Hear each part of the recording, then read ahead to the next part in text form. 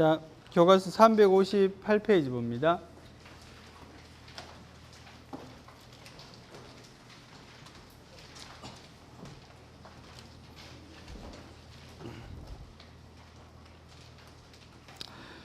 거기서 질서 위반 행위의 조사와 자료 제공 요청이라는 부분을 봅니다.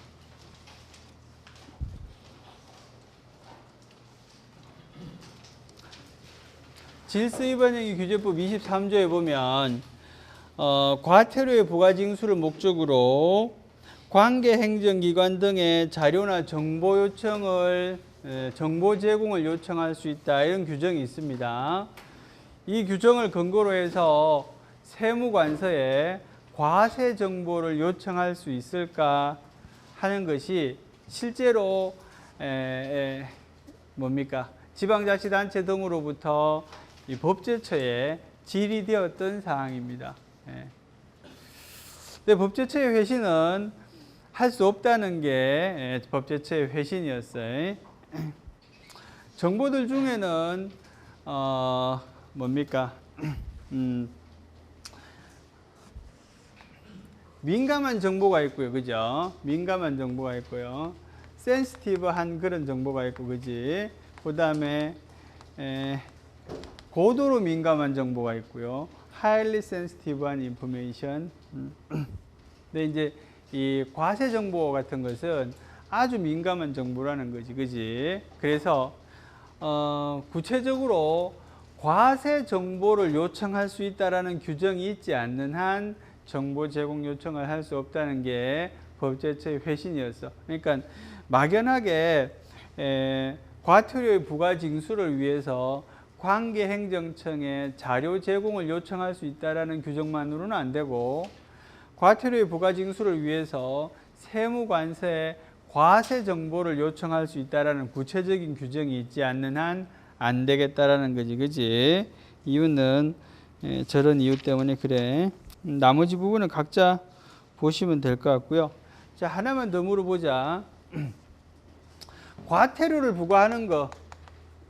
과태료를 부과하는 것은 법원이 할 수도 있고 행정청이 할 수도 있어요, 그죠? 과태료를 부과하는 것은 요 행위의 성격은 무엇이냐는 거지, 그지? 요 행위의 성격은 뭡니까? 성격은 뭔지 잘 썼어요. 그래. 오유민? 요 행위의 성격은 뭘까? 과태료를 부과하는 행위의 성격. 과태료는 사실 행정청이 부과할 수도 있고요. 그 다음에 법원이 부과할 수도 있어, 그지? 법원이 부과하는 과태료는 이건 뭐 사법적인 행위겠지, 그지? 우리는 이건 별로 관심이 없어, 그지? 행정이 하는 행위에만 관심이 있지. 행정이 하는 과태료 부과의 성격은 뭘까? 성격은 뭘까? 뭘 같아요? 찍어. 당황스러워, 그지? 철아는 뭐야? 행정청이 부과하는 과태료 부과의 성격? 네? 뭐라고요? 아, 하명. 어쨌든지 처분이다, 그지? 맞아? 그래요. 문 닫아라, 얘. 뒤에. 앞으로 들어올 사람 없잖아. 처분이야, 그지? 그러면 과태료 부과에 대해서 행정쟁송으로 다툴 수 있어요, 없어요? 다음, 과태료 부과에 대해서 행정쟁송으로 다툴 수 있어요, 없어요? 네? 철환이한테 자꾸 눈치를 줘. 철환이가 대답하게끔. 철환이도 행정쟁송으로 다툴 수 있어요, 없어요? 과태료 부과에 대해서 행정쟁송으로 다툴 수 있어요, 없어요? 하명이라며. 다툴 수 있어요, 없어요? 다툴 수 있으면 안 물어보겠지. 그지? 다툴 수 없습니다. 다툴 수 없어요. 이 특이하니까 수업하는 거지, 그지? 과태료 부과의 성격은 행정청이 부과하는 한 급부하명입니다. 맞습니다. 그지? 급부하명이라는 처분입니다. 처분인데도 불구하고 행정쟁송으로는 다툴 수가 없습니다. 그 이유는 뭔가 하면 불복하면 if 불복 만약에 불복하면 이 처분이 실효됩니다. 효력을 잃어. 불복하면 바로 효력이 잃으면서 뭐로 가는가 하면 뭐로 가겠어? 과태료 재판으로 갑니다. 그지? 예, 그래요. 물론 과태료 종류 중에서 뭡니까? 이행강제금의 성격을 갖는 과태료도 있다 그랬잖아. 그지? 농지법상의 과태료. 그게 이행강제금이라 그랬잖아. 그거는 무슨 법에 적용을 받아? 비송사건 절차법에 적용을 받는다 그랬잖아. 그지? 그래서 과태료 재판으로 가서 뭐에 적용을 받습니까? 질서위반행위 규제법에 적용을 받게 됩니다. 그지? 예, 그래요. 이유는 뭐라고요? 불복하면 실효되기 때문에 그렇습니다. 그지? 그래요. 자, 됐고요. 자, 그 다음 과징금 하겠습니다.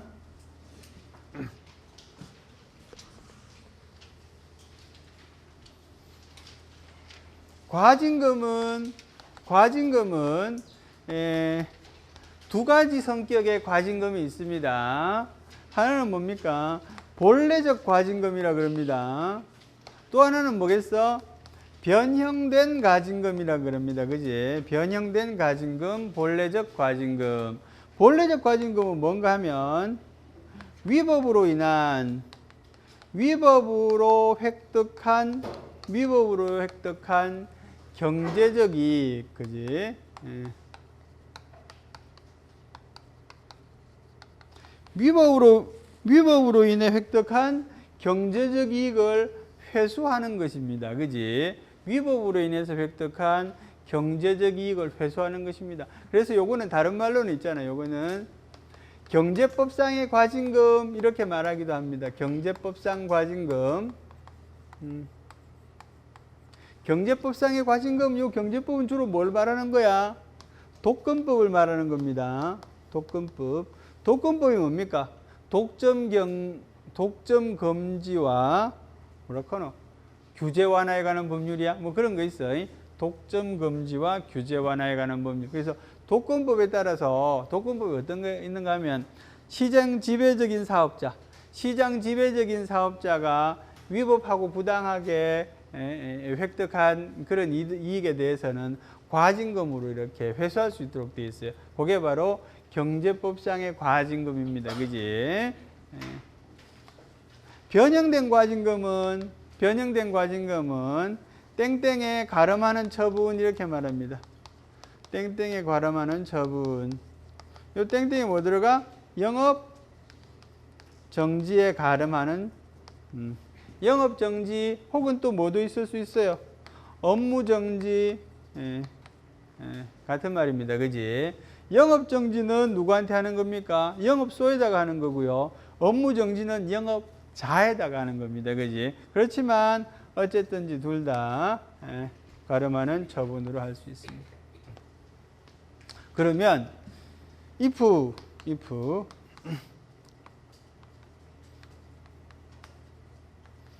영업정지 처분을 과징금 처분으로 변경할 수 있는가?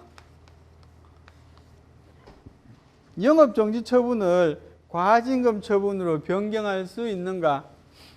이거는 법률에 규정 없이 그런 말이야. 법률에 물론 규정이 있는 경우에는 가능하겠지, 그지? 법률에 규정이 없이 행정이 재량으로서 영업정지 처분을 과징금 처분으로 변경하는 것이 가능한가? 아까 말한 것처럼 과징금은 뭐라 그랬어? 영업정지에 가름한다는 말이 뭐야?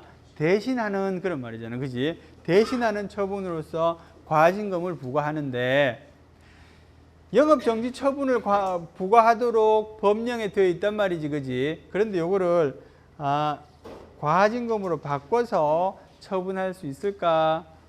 법령에 규정은 없어. 그지? 정민치 어때요? 돼요? 안 돼요? 동의가 있으면 됩니까? 누구의 동의? 행정의 상대방의 동의? 아, 그래. 과징금은 행정한테 유리한 제도야? 행정이 상대방한테 유리한 제도야? 상대방 그럼 당연히 동의하겠네. 저한테 유리한 제도니까. 그지? 그래. 안 됩니다. 그지? 예.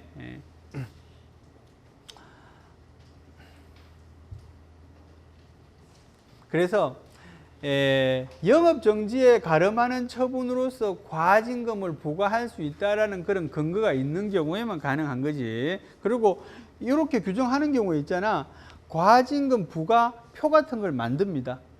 그래서 이 영업의 종류, 그 다음에 그 영업장이 존재하는 위치에 따라서 등급이 매겨지는 거지. A급지, B급지, C급지, 그지? 이런 식으로 나눠서 구체적인 과징금 금액표가 있습니다. 거기에 따라 적용을 받는 거지.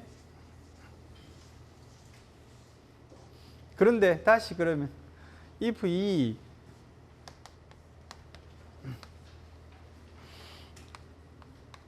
과징금을 부과할 수 있다는 근거는 있어, 그지? 과징금 부과 처분을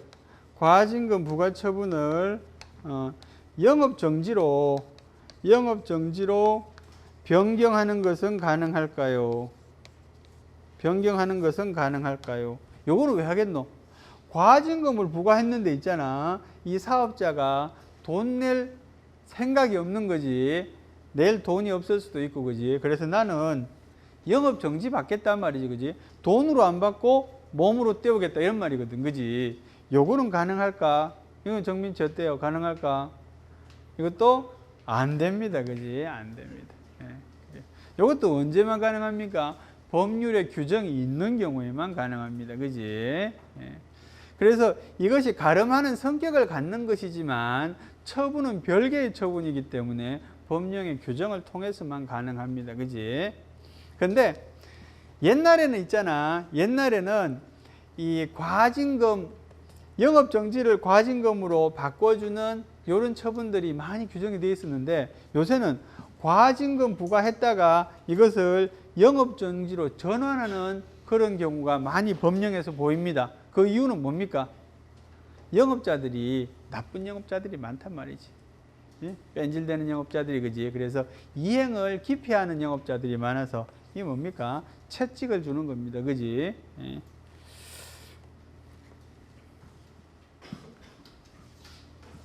자, 과징금의 상한은 뭐야? 상한은 과징금에 대한 제도적인 관점부터 하죠. 그죠?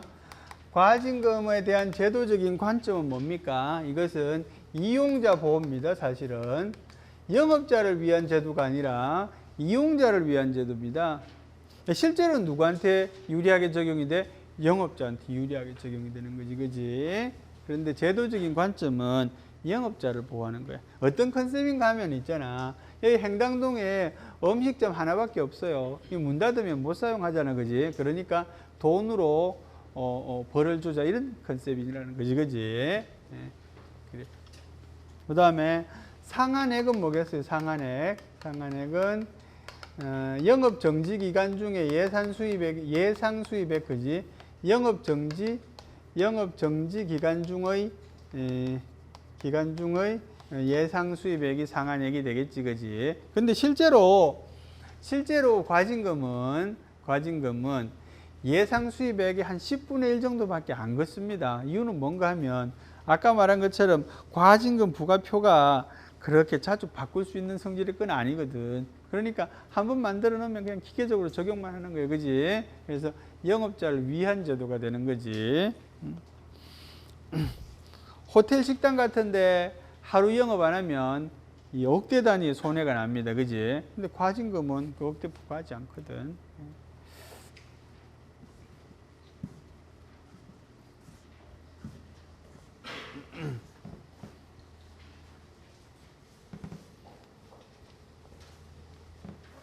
아, 그래요.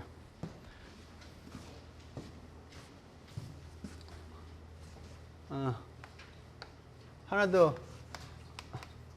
과징금 부과에 대한 불복은 뭐로 합니까? 이거는 과징금 처분이니까 행정쟁송으로 합니다. 그지? 행정쟁송으로 불복에 대해서 다툴 수 있습니다. 그지? 불복을 다툴 수 있어요. 자, 그 다음에 가상금 합니다. 그지? 가상금.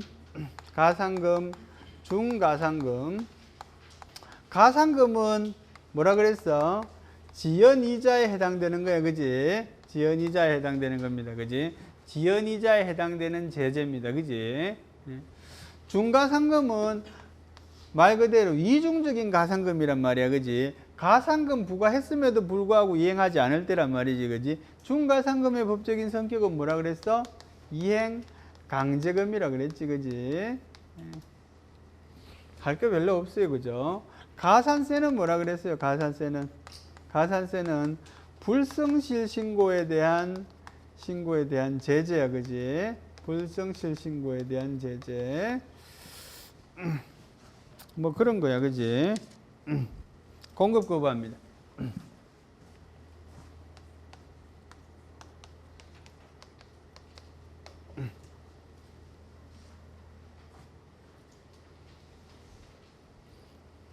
자, 공급 거부는 관련되는 법원칙은 뭐가 있습니까?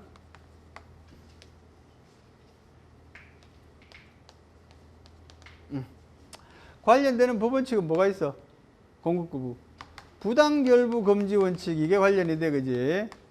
부당결부 금지 원칙. 예. 그래서 이게 뭡니까? 폐기물 처리법에도 있었고요. 그죠? 폐기물 처리법, 그 다음에 건축법에도 있었고요. 그죠? 네, 지금은 다 폐지됐습니다. 폐지. 예. 이유는 뭡니까? 부당하게 결부되어 있다는 이유로 폐지됐어. 그지? 근데 옛날에 건축법이나 폐기물 처리법이 있었다고 그래. 공급 거부에 대해서. 그런데 이거, 자, 공급 거부가 있지. 의무 이행의 확보 수단이 되는 이유는 뭘까?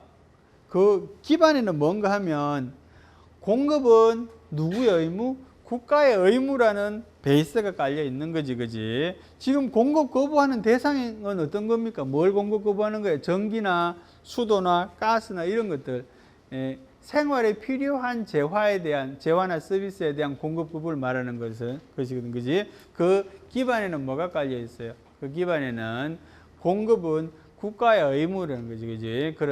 그런 기반이 되는 재화에 대한 공급은 국가의 의무라는 거지. 그지? 그걸 거부함으로써 국민들한테 간접적인 제재가 된다. 이런 이야기잖아. 그지? 예.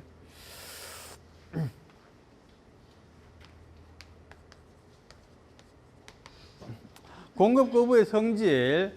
공급 거부에는 예컨대 이런 거 있잖아. 단수.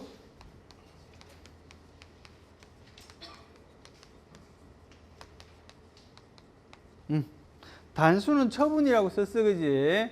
단수는 처분이야. 왜 그래요? 단수는 누가 하니까? 단수라는 거는 뭐의 공급을? 상수도 공급을 말하는 겁니다. 그지? 상수도 공급을 중단하는 걸 말합니다. 그지? 상수도 공급 사업은 누가 공급의 주체가 됩니까? 지방자치단체가 되기 때문에 단수는 처분이 되는 거야. 그러면 상수도 사업은 어느 곳이나 지방자치단체에서 합니까? 그렇진 않아. 예. 이 공급사업은 그것이 지방자치단체가 스스로 하거나 아니면 위탁을 했거나 간에 다 뭡니까? 이거는 다 지방공기업들입니다. 예. 상수도 사업은 상수도 사업소라고 있어. 서울에도 상수도 사업소가 있고요. 지방마다 지방자치단체에서 직접 운영하는 경우에는 상수도 사업소에서 합니다. 그지? 예. 단위는 어떤 단위인가 하면 보통 그 광역시가 아닌 일반시의 경우에 한 과 정도의 단위. 그러니까 그 상수도 사업소장하고 과장하고의 직급이 비슷합니다. 예? 보통 사무관이 과장이면 상수도 사업소장도 그 과장급에 해당되는. 그런데 어떤 지방자치단체는 상수도 사업을 어떤 민영회사에 위탁하고 있는 경우도 있습니다. 그런 경우에는 단수 요청을 해야 되겠지. 그지? 그렇잖아. 단전은 다 요청이지. 그지? 전기를 공급하는 것은 누가 해? 한국전력에서 하잖아, 그지? 한국전력 말고 다른 데서도 전기를 공급할 수 있나? 없습니다. 우리나라 구조에서는 지가 발전하지 않는 이상은 자가로. 예. 그래. 그래서 얘는 뭐야? 단수는 처분이라고 쓴 것처럼 성질이 행정행위입니다, 그지? 예. 단전 요청, 요거는 성질이 뭐야? 오유민? 단전 요청은 성질이 뭐야? 요청이라는 거는 다른 말로 하면 권고가 되겠지, 그지? 그러면 성질이 뭡니까? 행정 지도가 되는 거지, 그지? 요거는 지도야. 근데 그러면 모든 단전 요청은 다 지도냐? 그건 아니야. 단전 요청을 했는데 이런 거 있잖아. 법령의 규정에서 단전 요청을 받았을 때 특별한 이유가 없는 한 이를 거부할 수 없다. 이런 규정이 있잖아, 그지? 그러면 뭐가 됩니까? 그러면 처분이 될 수도 있습니다. 된다고 말하기는 좀 어렵고요. 왜냐하면 우리가 확약이라는 것은 약속이고 행정이 반드시 지켜야 되는 약속이다, 그지? 그 약속을 위배할 수는 없어요. 그렇지만 확약을 처분이라고 말하진 않지, 그지? 예. 그런 것처럼 어떤 교과서에는 거부할 수 없는 단전 요청은 처분이다 이렇게 써놓은 교과서도 있어. 그런데 그거는 언제나 옳다고는 할 수 없고요. 세모야. 그런 견해도 있다 이렇게 생각하시면 됩니다, 그지? 공급 거부했어. 아, 공급 거부에 그래. 공급 거부.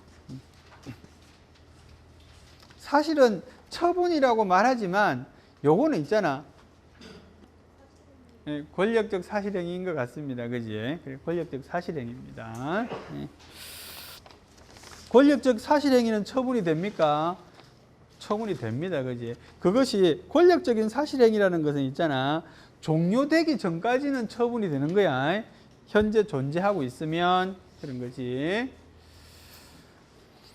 자, 그 다음에 뭐 해야 되노? 공표합니다. 공표.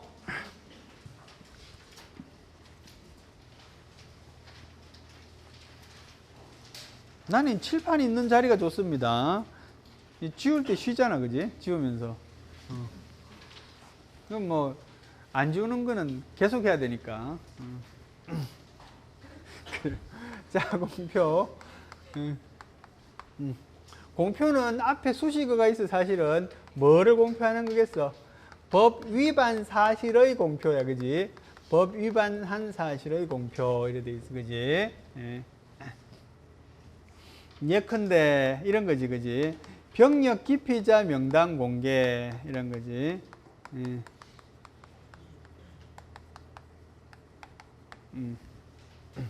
그 다음에 유해 폐기물 배출 폐기물 배출 업소 명단 공개 뭐 이런 거지, 그지? 그 다음에 실제로 가장 많이 이슈가 됐던 게 청소년 성매수자 명단 공개 뭐 이런 거지, 그지? 자, 공표와 관련해서는 성질이 제일 문제가 될 거고요. 두 번째는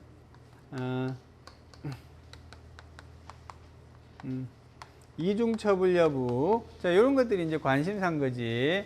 이중처분 여부는 위헌성이 제기된 바 있다, 그자?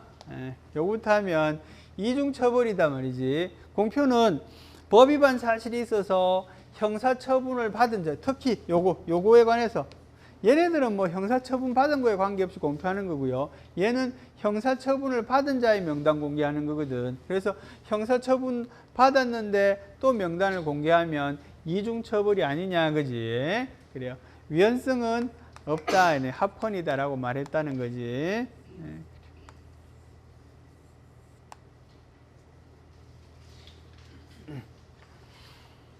성질은 뭡니다, 그지? 공표의 법적인 성질은 뭐냐에 관해서는 두 가지로 나뉩니다, 그지? 하나는 뭐다? 권력적인 사실행위다 이렇게 말합니다. 권력적인 사실행위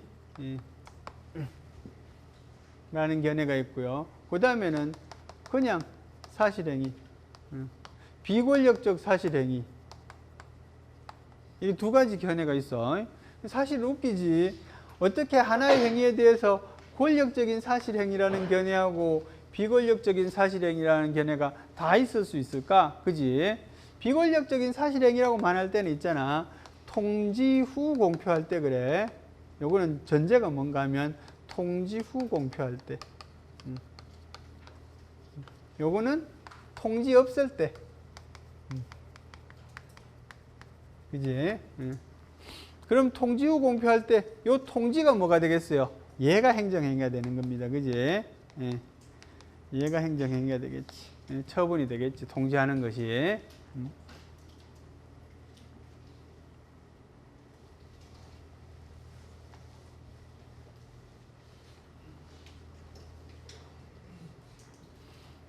요 통지는 있잖아. 요 통지는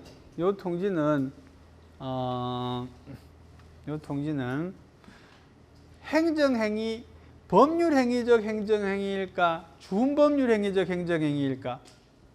백민철? 요 통지는 있지. 행정행위라는 점은 이해가 된단 말이지. 그런데 법률행위적 행정행위일까? 아니면 준법률행위적 행정행위일까? 생각해 봅시다. 그지? 생각해 봅시다. 네, 그래요.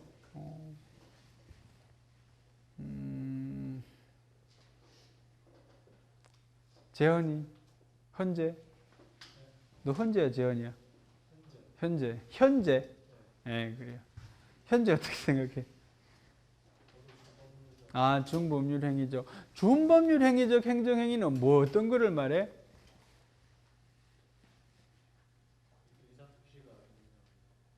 그래, 의사표시가 있느냐 없느냐인데 의사표시가 여기는 의사표시가 없나 그러면? 그지? 그런 거야? 준법률 행위라는 거는 있잖아. 앞으로 이렇게 하겠다라고 알려주는 겁니다. 그 자체가 종국적이지 않고 통지라는 게 뭔가 통지하고 본 행위가 뒤에 남아있어. 그지? 예, 봐봐. 대집행 계고라는 거는 있잖아. 대집행 하겠다고 알려주는 행위야. 그지? 예. 물론 이것도 그럼 명당 공개하겠다고 알려주는 행위다. 이래 말하면 되겠지만 그렇지는 않습니다. 예.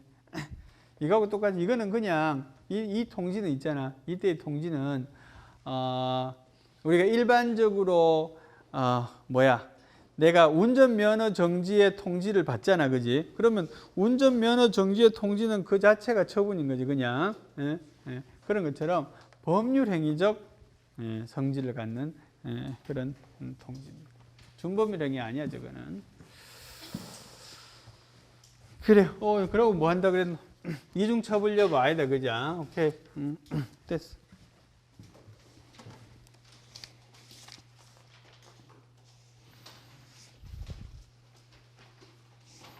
관어사업의 제한도 있어.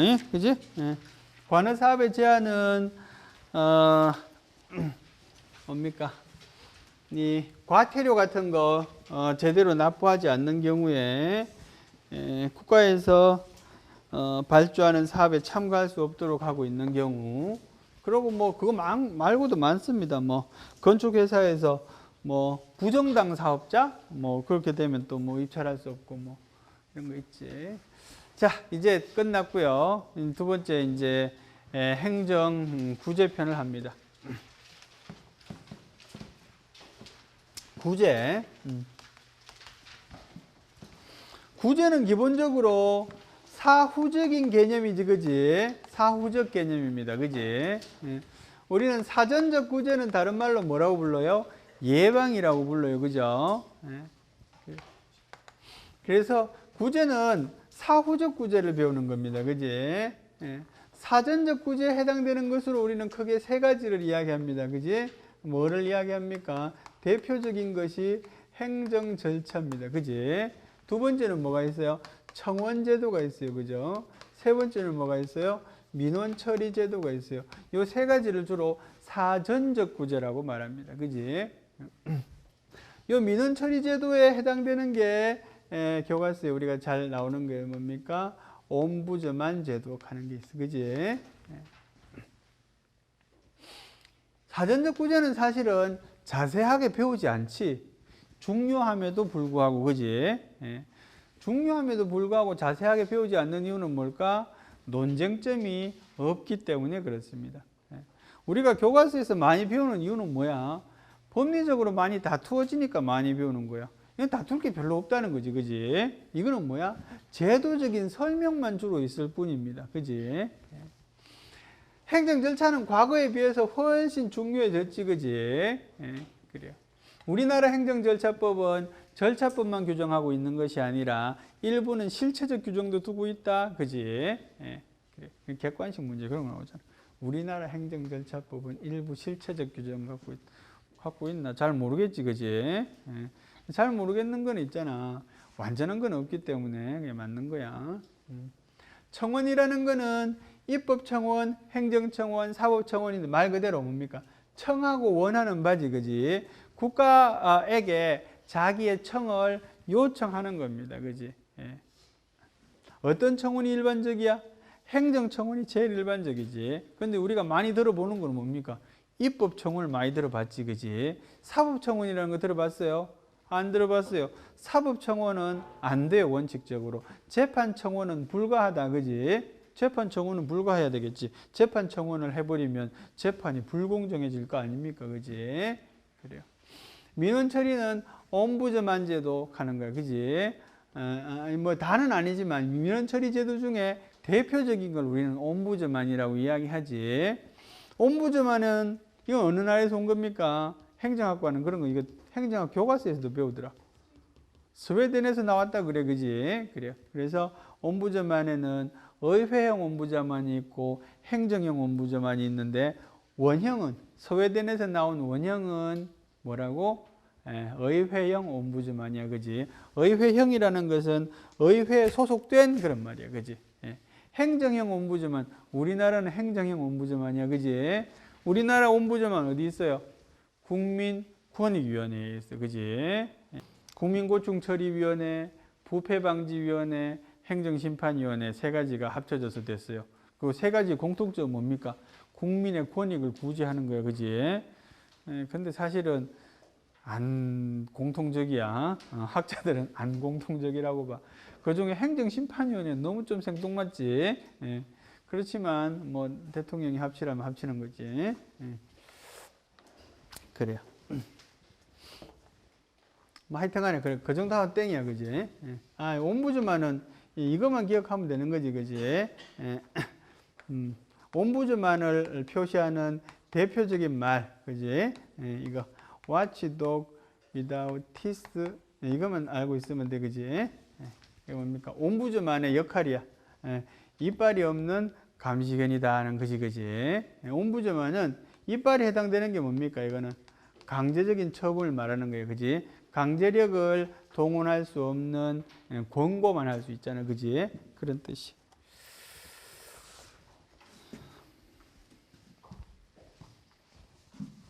자, 사후적인 거 합니다, 그지?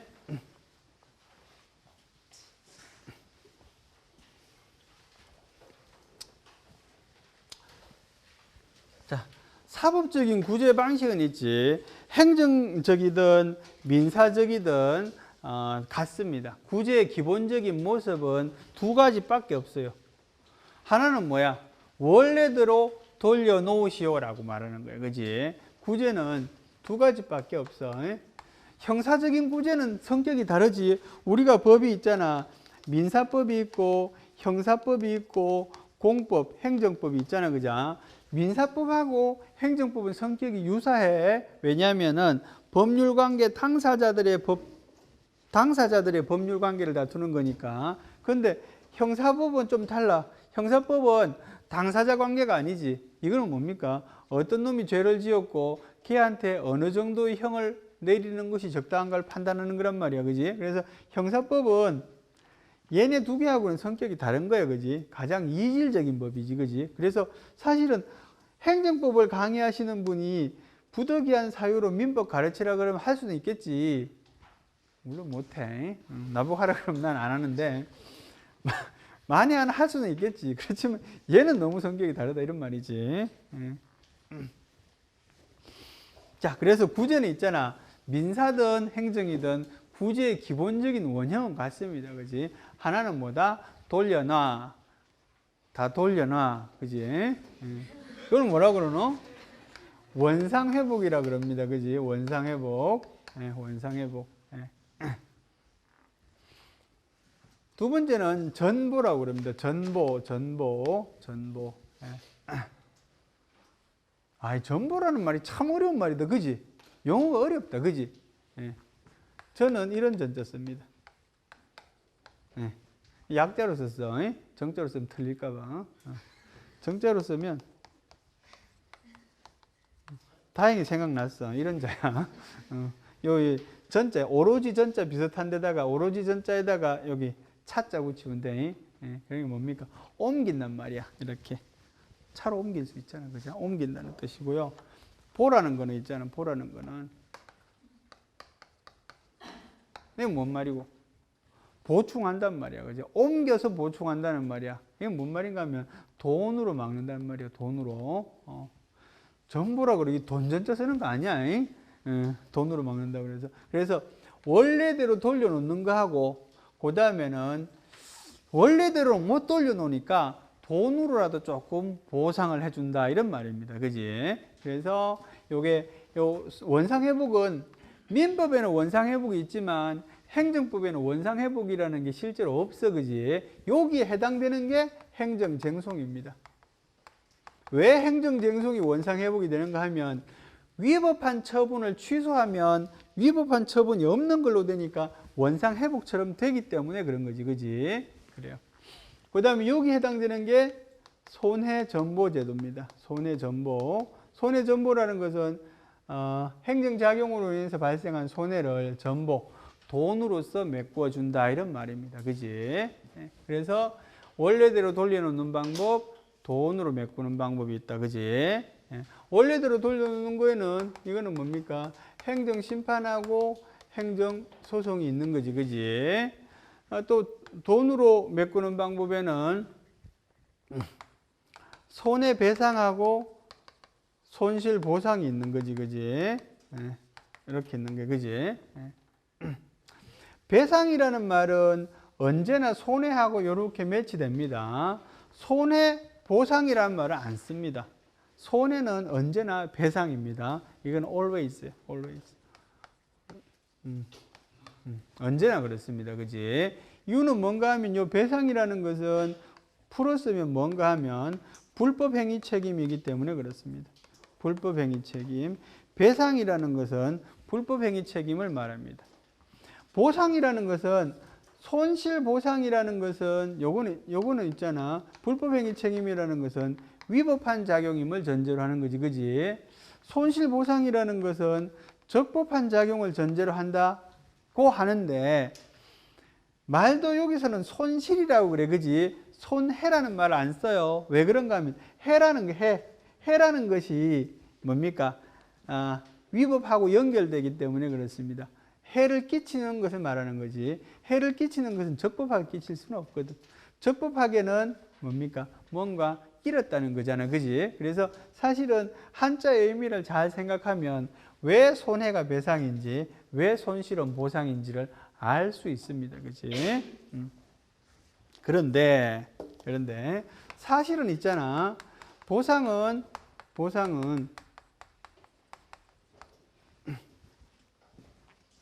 이 영어로 표현하기는 사실 대단히 어렵습니다. 영어로는 있잖아. 배상이나 보상이나 다 용어가 비슷합니다. 그래서 영어로 설명하기는 대단히 어려워. 영어로 설명할 때는 이것이 불법행위 책임이라는 걸 자꾸 설명할 수밖에 없고요. 근데 영어로는 어쨌든지 뭐 배상이나 보상이나 똑같아. compensation인가 뭐 이렇게 써. 그래서 영어로는 똑같은데 내가 지금 하고 싶은 이야기는 국가가 돈으로 커버해 주는 거는 여러 가지 제도가 있어요. 이 손해배상하고 손실보상만 있는 것이 아니라 세 가지가 있어요. 사실은 보상제도에는 이게 다 포괄하는 게 보상이야. 첫째는 손해배상제도, 두 번째는 손실보상제도, 그지? 세 번째는 사회보상제도. 이렇게 세 가지를 다 합쳐서 보상이라고 말합니다. 이거는 뭡니까? 국가 자경으로서 하는 보상 체계 전반을 말하는 겁니다. 그지? 이 손해배상은 얘는 뭡니까? 이거는 국가 배상을 말하는 거고요. 요거는 앞으로 배우겠지만 재산권의 수용, 사용, 제한에 대한 이거에 대한 보상이야, 그지? 재산권의 수용, 사용, 제한에 대한 대가로서의 보상을 말하는 겁니다. 예. 사회보상은 한자가 조금 다릅니다. 요때는 있잖아. 요렇게 씁니다. 이 보자 무슨 보자고 이거는 갚을 보자입니다. 그지? 예. 요 보상이라는 말은 국가가 어쨌든지 금전의 방법으로 급부해 주는 것 전부를 말하는 겁니다. 예. 사회보상은 있잖아. 대표적으로 예컨대 이런 걸 말합니다. 범죄 피해자 구조제도 같은 거. 범죄 피해자 구조제도는 뭐야? 범죄로부터 피해를 입었는데 가해자를 찾을 수 없어. 그런데 이 사람이 사망이거나 아니면 중상을 입었어요. 그럼 누가 보상해 줘야 되겠어? 국가에서 해줍니다. 예. 넓은 의미로는 국가가 뭡니까? 치안을 제대로 하지 못했다는 그런 의미도 있지만, 그지? 그런데 사실은 국가가 제대로 하더라도 그럴 수 있지, 그지? 사실 국가의 그런 치안에 대한 책임, 경찰적인 책임하고 이 범죄 피해자 구제하고의 인과관계는 사실은 없습니다, 그지? 이 사실은 이거는 교과서에 안 나오기 때문에 자세하게 설명할 필요는 없는데 그냥 하는 거지. 왜냐하면은 나왔으니까. 요 부분은 내가 사회보장법 시간에는 설명하는데 사회보장법은 우리 안 배우기 때문에. 근데 사회보상은 그냥 알고만 있으면 되는데 시험에도 안 나와. 행정법에서는 첫 번째는 사회보상이 있잖아. 이거는 전쟁 유공자 보상으로부터 시작합니다. 전쟁 유공자 보상. 여기 범죄 피해자 구제나 아니면 국가 유공자 보상이나 이런 거 다 여기에 속합니다. 전쟁 유공자 보상. 그러니까 사실은 이 세 가지 중에서 제일 먼저 등장한 것은 이거라 그럽니다. 왜냐하면 인류는 있잖아. 무수히 많은 전쟁을 해왔지, 그지? 그래서 전쟁을 해가지고 희생, 그 다음에 공이 있는 자들한테는 보상을 하잖아, 그지? 여기 이게 제일 먼저 시작했다고 그래. 두 번째 단계, 3단계로 발전하는데 1단계, 2단계, 3단계. 2단계는 국가 원인인 보상. 국가가 원인을 제공했는데 인과관계는 사실은 불분명해. 이런 것들이지. 범죄 피해자 구제 같은 경우도 여기다가 넣습니다. 넓은 의미로 국가한테 어떤 원인 의무를 지우는 거. 그 다음에는 국가 원인 없고 뭐 불가항력적이거나 아니면 누구한테도 책임을 지우기 어려운 거. 거기에 해당되는 게 세 번째입니다. 여기에 해당되는 것은 불가항력적 의료사고, 불가항력적인 사고, 불가항력적인 사고에 대해서 국가가 보상해 주는 거. 그럼 뭐 국가도 책임 없는 거지, 그지? 그런 것들을 우리는 사회보상이라고 불러. 하여튼간에 행정법에서는 이 두 가지에 관심을 갖습니다, 그지? 얘는 행정법의 영역으로 안 배웁니다.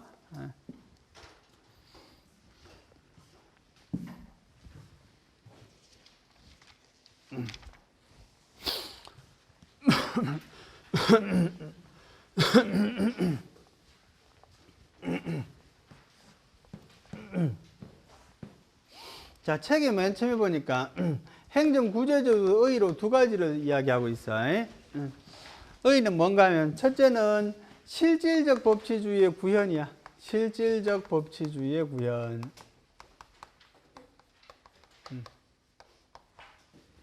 법치주의라는 것은 법에 따라서 국가를 다스리고 위법한 작용에 의해서 피해를 입혔을 때는 배상해 줘야 된다. 구제제도를 마련해야 된다는 게 법치주의지, 그지? 그래서 실질적 법치주의를 구현하는 작용이고요.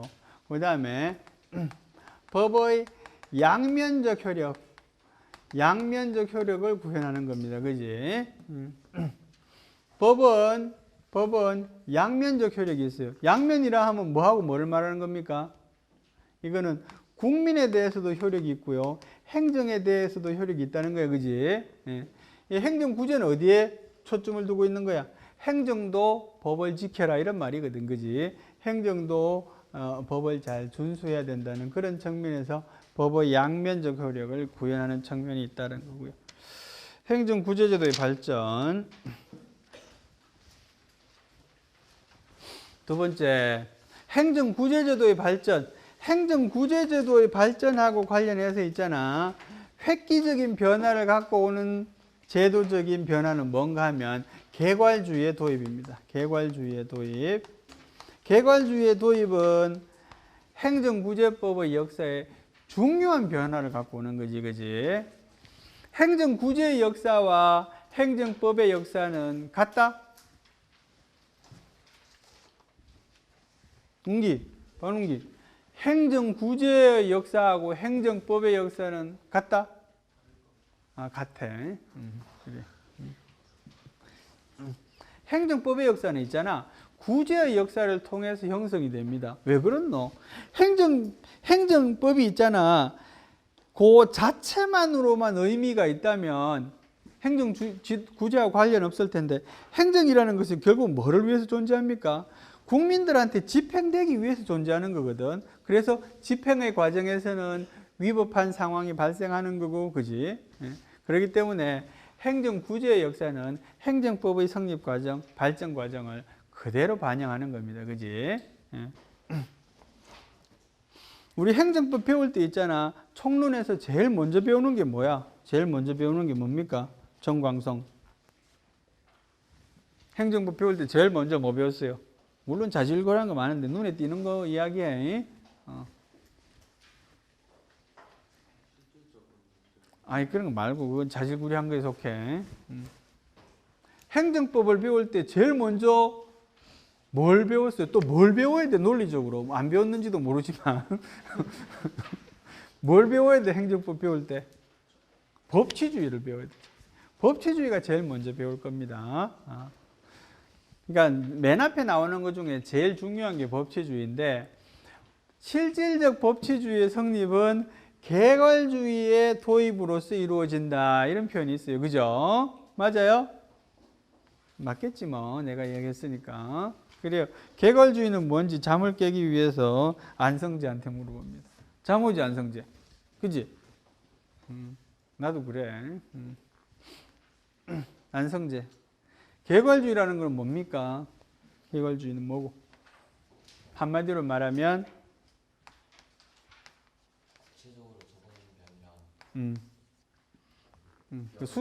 그래 수식어 말고 그러면 답만 뭐에 관한 주의야? 땡땡에 관한 주의 이러면 행정, 소송, 그지? 요거야 그지? 무슨 뭔지는 알았어 그지? 행정, 소송 사항에 관한 주의야 그지? 예. 행정, 소송 사항이라는 건 뭡니까? 행정, 소송의 대상을 말하는 거야 그지? 그래. 그래서 일반적으로 국가작용은 행정작용은 모두 행정소송의 대상이 된다는 말은 법원의 심판 대상이다. 법원의 심사 대상이다. 이런 말이잖아. 그지? 그게 개괄주의야. 그지? 그래서 개괄주의의 도입은 행정법의 역사에 중요한 전환점을 갖고 옵니다. 그지? 개괄주의는 있잖아. 시기적으로 보면 주로 뭐를 전후해서 등장합니까? 2차 대전 거지. 우리 공법의 역사에서 있잖아. 2차 대전은 매우 중요한 의미를 갖습니다. 매우. 그러니까 형식적인 법치주의가 실질화된 것도 2차 대전. 그지? 그렇잖아. 예. 형식적인 법치주의의 종말은 뭐야? 나치의 뭡니까? 민족적 법치주의. 그게 종말이잖아. 그지? 그게 실질적 법치주의가 되는 게 2차 대전이란 말이지. 그지? 예. 그리고 헌법에서도 있잖아. 건대와 현대를 나누는 기준도 사실은 2차 대전입니다. 예. 건대는 무슨 헌법이라고 불러? 건대 땡땡 헌법. 현대 무슨 헌법? 땡땡 헌법. 건대는 뭐 들어가노? 물어봐야지. 이런 거는 물어봐야 돼. 명곤이 뭐들은 건대는 무슨 헌법?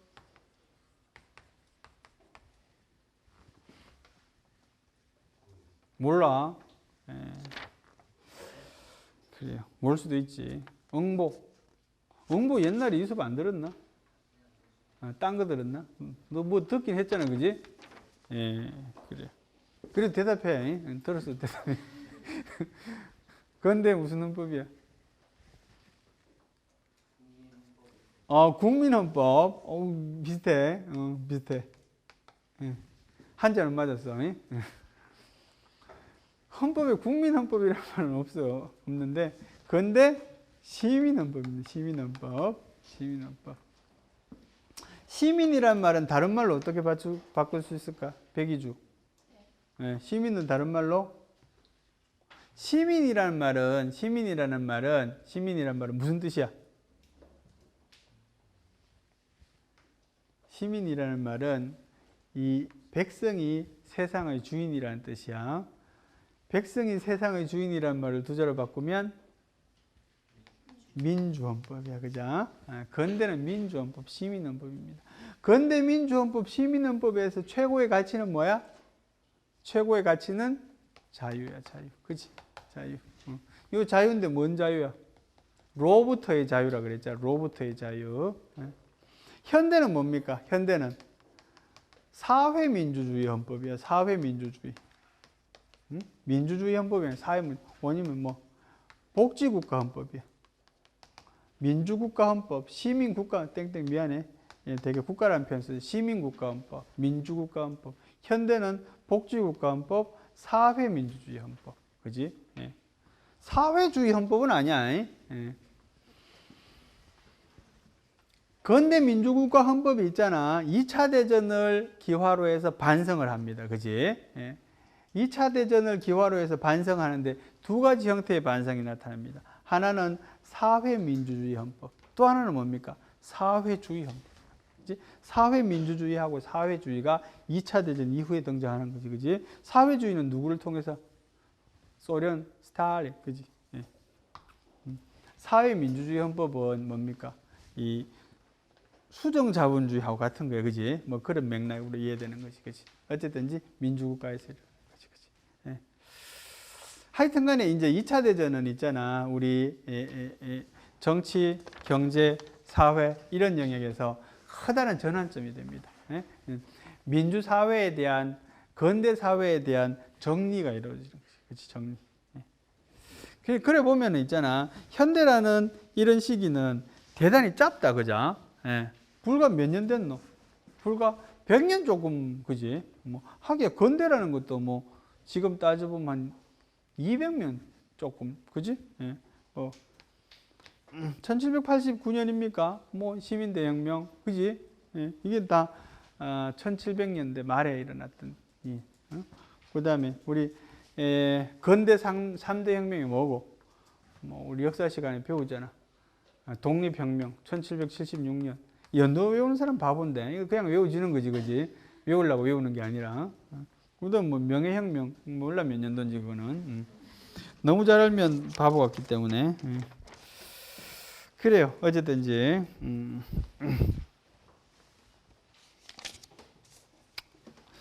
자, 됐어. 자, 그 다음에 이제 손해전부 하자, 그죠? 손해전부라는 거 있나? 손해배상제도의 개요인가 그거 보면 돼, 그지?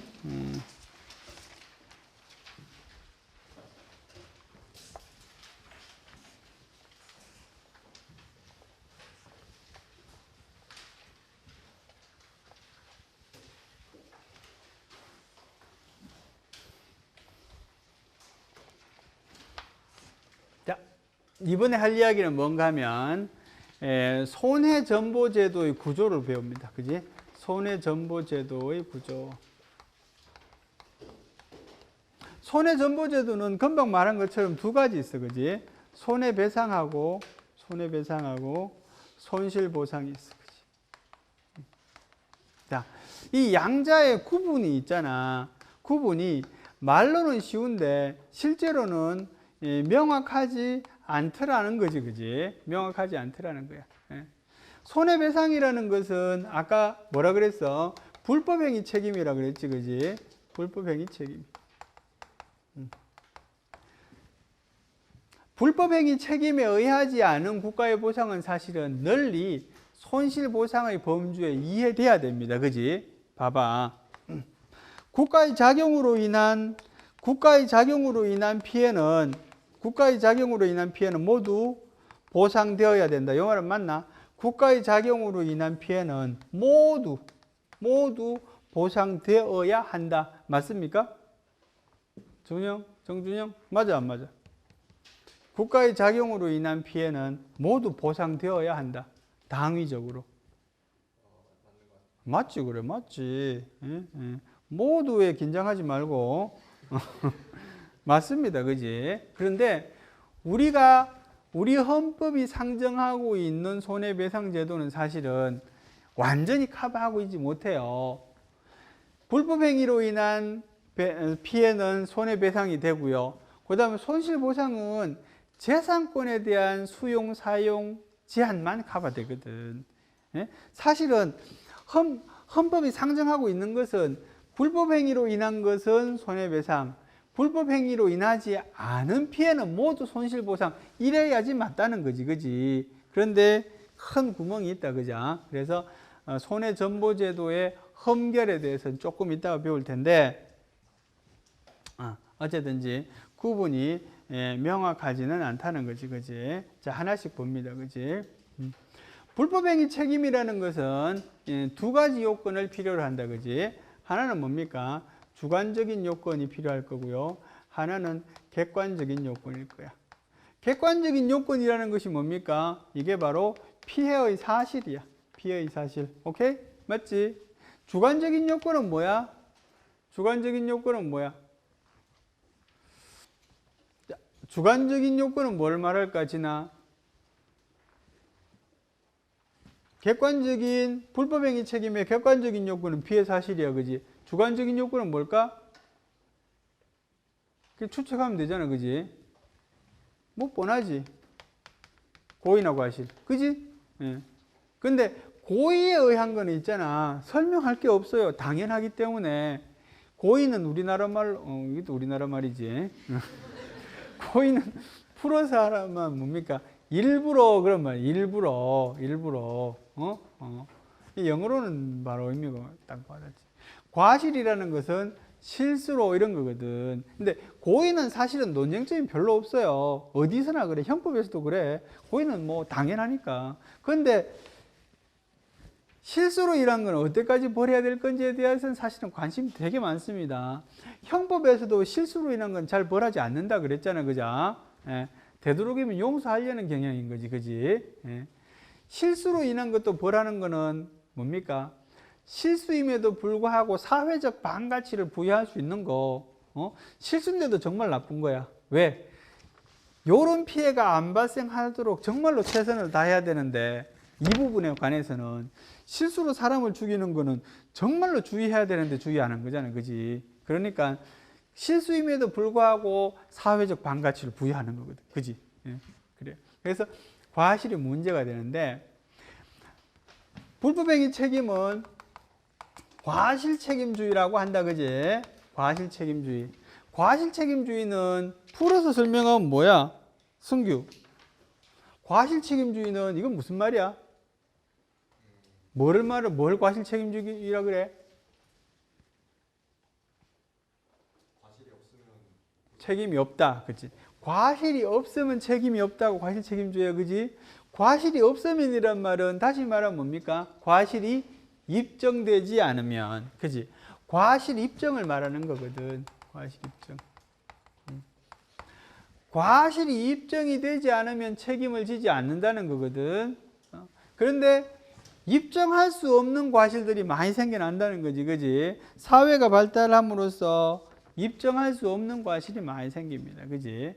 사실은 이런 것들을 보완하기 위한 방법들이 뭡니까? 우리 법적으로는 과실 책임에서 무과실 책임으로 점점 전환되고 있다고 하거나, 혹은 입증의 책임을 반대로 지우는 경우가 있잖아, 그죠?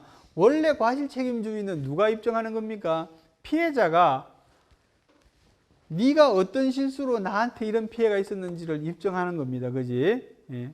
반대로 입증 책임을 전환하면 어째 됩니까? 가해자는 그런 피해가 나로 인해서 발생한 것이 아니라는 걸 내가 입증하는 거예요. 그지? 예. 근데 이제 이 부분은 약간 어렵긴 한데 논문들을 쭉 읽어보면 과실 책임주의하고 입증 책임의 전환을 같은 레벨에서 설명하는 경우가 있는데 그거는 아닙니다. 과실 책임주의하고 있잖아. 입증 책임의 전환은 서로 어떻게 보면 별개의 문제입니다. 과실 책임주의에서 무과실 책임주의로 가는 거는 하나의 동일한 흐름이고요. 이걸 보완하기 위해서 입증 책임의 전환이라는 그런 방법을 쓰지만 이거는 차원은 달리 하는 거야. 과실 책임주의라는 거는 갖고 있는 거지, 여전히. 그래요. 어쨌든지 그래서 과실의 입증이 어려운 경우가 있는데 그런 경우에 손해배상이라는 것을 고집할 거냐 하는 거지, 그지? 과실의 입증이 어려운 경우에는 이걸로 하지 않고 이 보상이라는 방법으로 하면 안 되느냐 하는 논의가 있는 거고요. 그 다음에 손실보상도 아까 말한 것처럼 손실보상의 대상이 한정이 돼 있단 말이잖아. 이거는 비재산은 안 돼. 재산에 대한 것만 되고, 그지? 재산의 수용, 사용, 제한이라는 세 가지의 침해 형태만 고려하고 있단 말이지. 그러면 이 재산이 아닌 것, 그지? 재산이 아닌 권리, 그 다음에 침해 형태도 이거에 속하지 않는 것, 이건 어떻게 할 거냐에 대한 관심이 있단 말이지, 그지? 그래서 이 전통적인 손해배상, 손실보상, 요것의 구분을 이제 없애자. 구분을 없애고 새로운 유형의 어떤 손해 전보 개념을 도입하자. 뭐 이런 논의가 있다는 거지, 그지? 잘 되진 않겠지만 나중에 배우지만 있잖아. 과거 독일에서는 희생보상 청구의 법리가 있었다는 거지. 희생보상 청구의 법리. 이런 것들은 사실은 다 커버하는 겁니다. 뭐 위법하든 적법하든 모든 종류의 국가 작용으로 인한 피해를 보상할 수 있는 법리가 바로 희생보상 청구의 법리거든. 뭐 이런 비슷한 걸 좀 만들면 안 되느냐라는 논의가 있다는 말이지, 그렇지? 그래서 이 손해배상, 손실보상 불명확하니까 이거 하지 말고 그냥 넓게 국가가 보상하는 거 국가보상 제도라고 하자. 뭐 이런 논의가 있다, 그죠?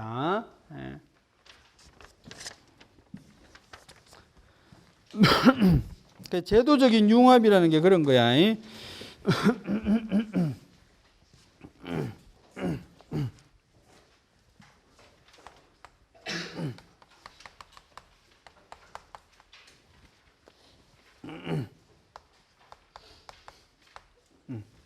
손해배상은 과실, 유책 이렇게 표현할 수 있고요.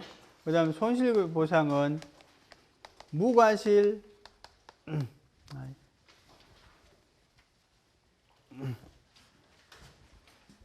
미안해. 위법, 유책. 얘는 적법, 무책. 유책이라는 말은 책임 있음, 과실을 말해요. 책임 있음, 과실 있음 이런 걸 말해. 무책은 반대, 책임 없음, 과실 없음. 이게 전형적인 모습인데, 그지? 손해배상도 위법, 과실을 입증 못하면 위법한데 과실이 없는 경우, 그지? 뭐 이런 경우가 있을 수 있고, 그 다음에 손실보상도 있잖아. 손실보상도 무과실인 거는 맞는데 위법한 경우가 생기는 경우가 있어요. 요 경우도. 왜냐하면 요거 보상 규정이 없는 경우가 있어요. 나중에 배웁니다. 보상 규정이 없는 경우. 나중에 이제 이런 것들을 뭡니까? 수용 유사 침해 뭐 이런 이름으로 배우거든. 그래서 보상 규정이 없어서 보상을 못 해주는 경우도 있어요. 그런 경우는 보상 규정이 없기 때문에 위법하다고 말하고, 위법 무과실. 그지? 그래서 양자가 모두 위법 무과실에서 이렇게 만나잖아. 그지? 그래서 이 위법 무과실한 경우에는 이런 경우에는 손해배상이라고 이야기하자. 이런 논의도 있는 거거든. 그래서 양자 간에 이렇게 뭡니까? 구분을 명백히 할 수 없는 상황이다. 이런 말이지. 그지? 그래서 제도적인 융합의 이야기가 나온단 말이야. 그지? 그래서 손해정보 체계는 엄격히 구분하지 말고 양자가 서로 접근하고 융합한다. 그래서 국가보상이라는 개념이 등장하고 있다. 그치? 자, 그 다음에 손해배상제도의 발전 보시면 프랑스 손해배상제도는 행정상 국참사원의 판례를 통해서 형성이 됐는데 처음에는 뭡니까? 영무과실 책임주의야. 그지? 처음에는 영무과실 책임주의고 이것이 뭐로 발전합니까? 위험 책임으로 발전합니다. 그지? 위험 책임은 손해배상에서의 무과실 책임입니다. 보통 무과실 책임은 손해배상에서의 무과실 책임하고 손실보상에서의 책임을 합한 개념이거든. 근데 위험 책임은 손해배상에서의 무과실 책임이에요. 그 밑에 보면은 책임이 왜 다른지 설명하고 있어. 그래, 그래서 영무과실 책임에서 위험 책임으로 발전했다. 이렇게 설명하고요. 독일에서는 1919년 바이마르 헌법에서 국가배상 책임을 인정했다. 그래 돼 있어, 그렇지? 그래. 영미에서는 주권 면책 이론에 입각해서 국가배상 책임을 부인했다가 2차 대전 이후에 국가배상 책임을 인정하게 되었으나 광범위한 적용 배제 조항을 주어서 국가배상 책임을 제한하고 있는 것이 특색이다. 그래야 일본도 이제 2차 대전 이후로 국가배상 책임을 인정하는 규정을 두고 있어. 여기까지 하겠습니다. 수고했습니다.